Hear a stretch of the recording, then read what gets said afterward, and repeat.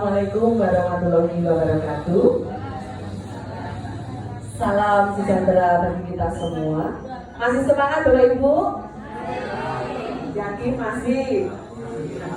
Oke, sebelumnya saya minta maaf ya, ini agak sedikit slow, jadi bicaranya agak bindeng ya. Ya, mudah-mudahan nanti berjalan dengan lancar. Oke Bapak Ibu, sebelum saya memberikan sedikit materi tentang motivasi perilaku manusia, alangkah baiknya mari kita berdiri terlebih dahulu, kita breathing dulu. Monggo Bapak Ibu.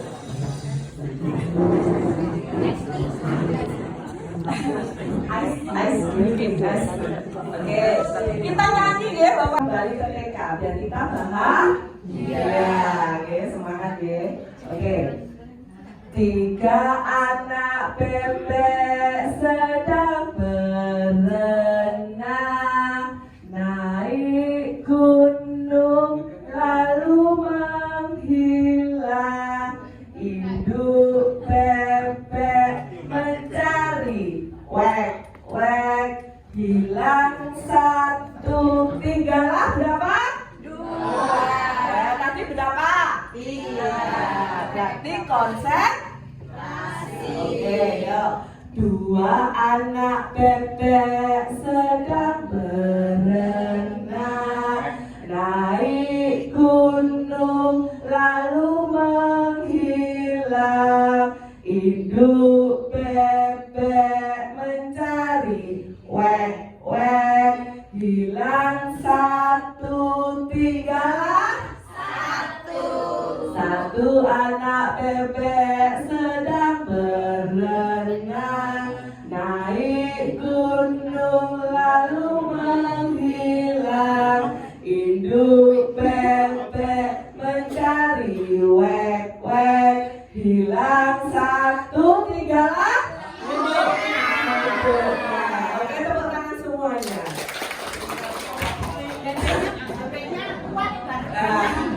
Oke. Sedikit refleksi ya Bapak Ibu ya. Terima kasih. Oke, pada kesempatan kali ini kami tim calon guru penggerak akan mengadakan desiminasi mengenai budaya positif. Pada kali ini saya mendapat giliran mengenai motivasi perilaku manusia. Tadi sudah banyak lebar, panjang dan lebar sudah diberikan sama Bapak Untung. Terima kasih Bapak Untung. Jadi saya hanya poin-poinnya saja karena semuanya sudah diberikan sama Bapak Untung. Oke Bapak Ibu.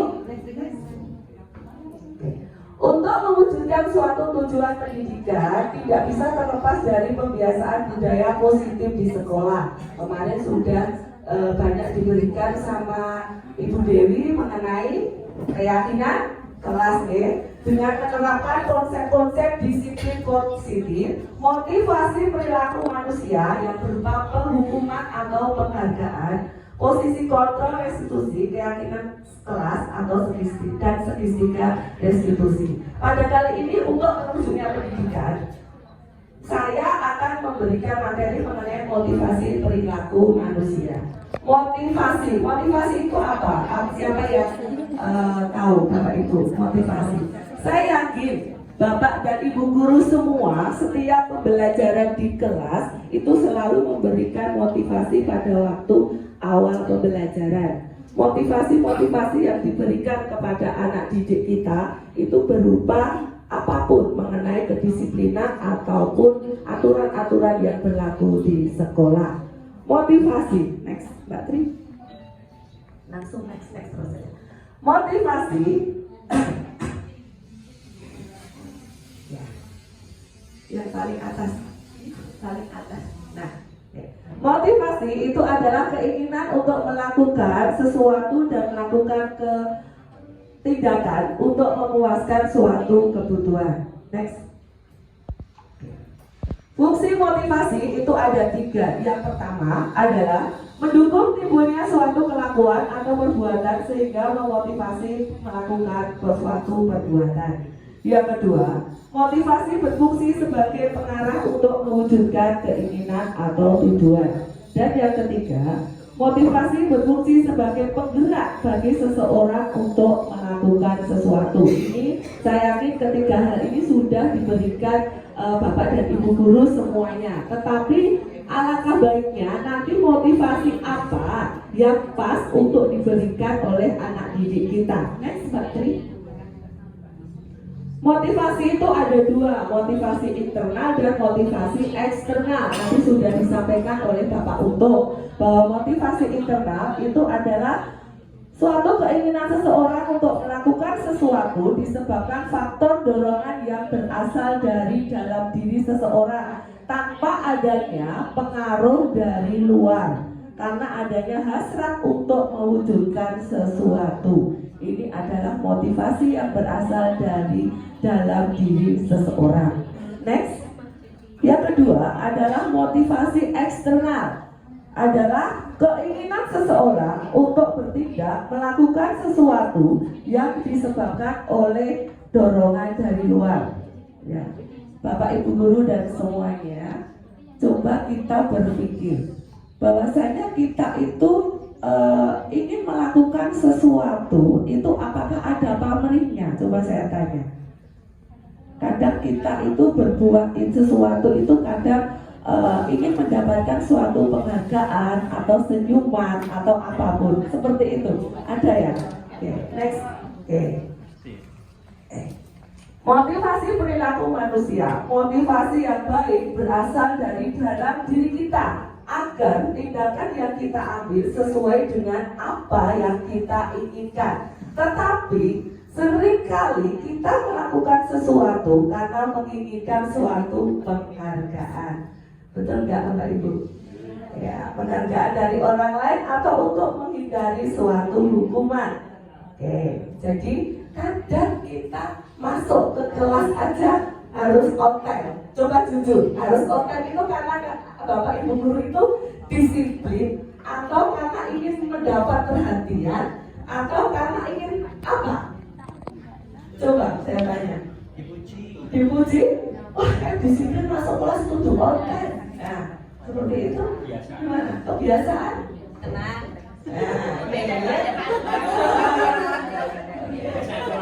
Next, Mbak Tri. Oke.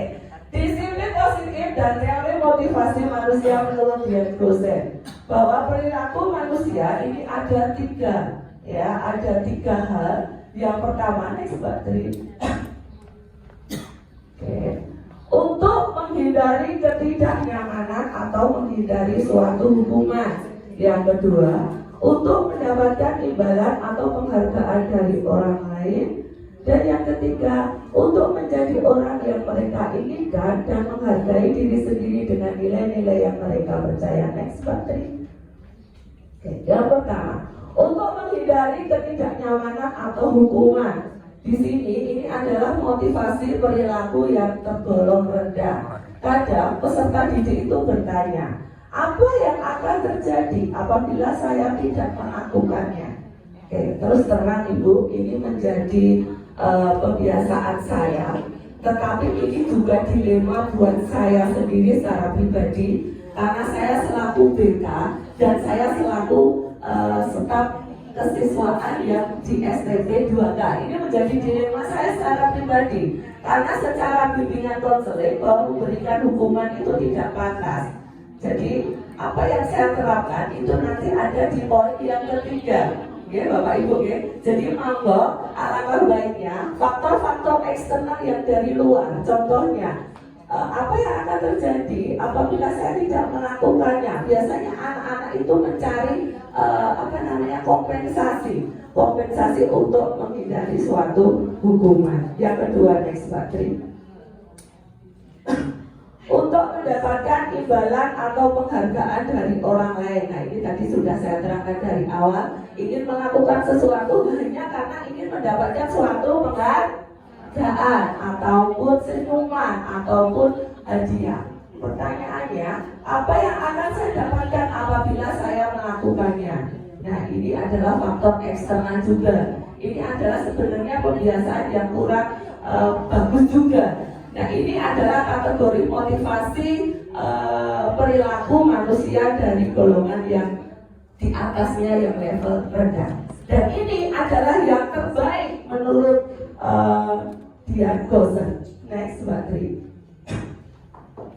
Untuk menjadi orang yang mereka inginkan dan menghargai diri sendiri dengan nilai-nilai yang mereka percaya. Oke. Ini ada kaitannya dengan keyakinan kelas yang sudah dibuat Bapak dan Ibu guru semua. Jika di dalam kelas sudah membuat keyakinan kelas, apa disiplin yang sudah dibuat. Nah, ini ada kaitannya dengan apa yang harus dilakukan untuk yang mereka inginkan untuk menghargai dirinya sendiri dengan nilai-nilai yang sudah diterapkan dalam keyakinan kelas tersebut. Begitu ya Bapak Ibu ya. Jadi monggo kita itu memberikan suatu hukuman itu dengan cara anak-anak harus belajar untuk menggali nilai-nilai yang sudah diterapkan pada dirinya sendiri. Jadi ini adalah berasal dari faktor internal dirinya sendiri. Begitu ya Bapak Ibu ya. Next Mbak Tri.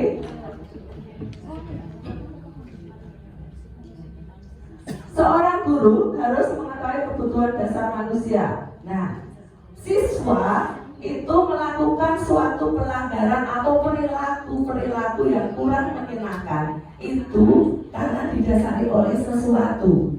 Sesuatu itu apa? Kita harusnya menggali dulu. Ini adalah kemungkinan adalah tugas saya selaku guru kita. Nah, ini adalah kebutuhan dasar yang nanti akan diterangkan oleh Ibu Erna. Mungkin karena adanya kurangnya kasih sayang, atau mungkin karena kesenangan, atau ingin kebebasan dan sebagainya. Saya yakin tidak hanya siswa saja, tetapi Bapak dan Ibu guru juga akan mengalami seperti itu, kebiasaan yang menyimpang atau apa, karena kita ada 5 dasar kebutuhan manusia. Ini nanti akan diterangkan oleh Ibu Irna. Next Mbak Tri. Menurut Ki Hajar Dewantara, hasil dari pembelajaran tidaklah hanya berada pada ranah intelektualnya saja. Yes, bahwa manusia di dunia ini tidak ada manusia yang bodoh. Manusia di dunia ini tidak boleh dikatakan yang bodoh. Ya, jadi ada siswa yang memiliki potensi bakat dan minatnya sendiri-sendiri. Kita tidak boleh mengatakan bodoh pada siswa. Pembelajaran tidak hanya berdasarkan intelektualnya saja, tetapi ada kecerdasan emosional anak. Emosional anak itu berkaitan dengan 5 dasar kebutuhan. Karena kurangnya kasih sayang, kurangnya kebebasan dan sebagainya. Ya, kita harus menggali itu dulu. Oke, Bapak Ibu, oke. Lebih meluas lagi, keberhasilan seseorang guru akan terlihat ketika peserta didiknya memiliki kontribusi di masyarakat serta menjadi tolak ukur kebaikan di masyarakat tersebut. Oleh karena itu, perlu kiranya guru harus mampu menjadi tauladan kepada peserta didiknya, sebagaimana semboyan Ingarso Sutulodo yang artinya saat guru di depan harus bisa menjadi contoh bagi peserta didiknya. Next slide. Ketika kita membicarakan hukuman dan penghargaan, ini masih terkait dengan motivasi. Karena hal ini dirasa masih kurang baik. Mengapa demikian? Karena hukuman dan penghargaan bersifat sementara yang muncul dari luar. Kalau kita menerapkan nilai-nilai yang ada pada diri anak yang sudah konsekuensinya ada di dalam kesepakatan kelas tadi, sesuai dengan nilai yang sudah diwujudkan secara pribadi anak-anak, saya yakin itu adalah untuk selamanya, tidak hanya sebentar saja. Oke, tadi Mbak Rina naik lagi sebentar. Sedangkan untuk menghadirkan disiplin positif perlu adanya dorongan dari dalam diri seseorang yang begitu kuat dan tak lekang oleh pengaruh dari luar. Begitu Bapak Ibu paparan dari saya mengenai motivasi perilaku. Mungkin jika kurang jelas kita bisa share, kita duduk bareng, ngobrol bareng di ruang 3. Begitu saja yang saya sampaikan. Jika ada salah kata, saya mohon maaf yang sebesar-besarnya. Akhir salam. Wassalamualaikum warahmatullahi wabarakatuh. Terima kasih kepada Ibu Esti yang sudah menyampaikan dan semuanya. Coba kita berpikir bahwasanya kita itu ingin melakukan sesuatu itu apakah ada pamrihnya? Coba saya tanya. Kadang kita itu berbuat sesuatu itu kadang ingin mendapatkan suatu penghargaan atau senyuman atau apapun.